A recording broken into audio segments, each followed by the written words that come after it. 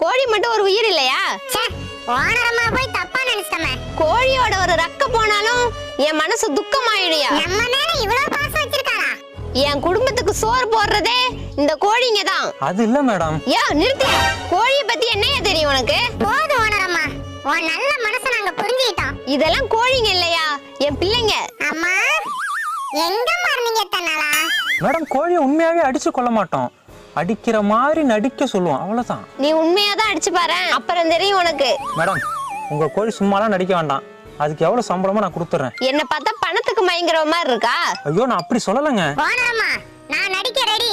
அதெல்லாம் வேண்டாம்பா, கஷ்டமா இருக்கும். கஷ்டப்பட்டாலும் பரவாயில்லம்மா, உங்களுக்கு காசு வருது இல்ல, அது போதும் எங்களுக்கு. இல்லப்பா, அவன் கொடுக்கற 500 ரூபாய்க்கு. சொல்றத கேளுங்கம்மா. சரிப்பா, அப்புறம் உங்க விருப்பம். சரிங்க மேடம், ஷூட்டிங் ஆரம்பிக்கலாமா?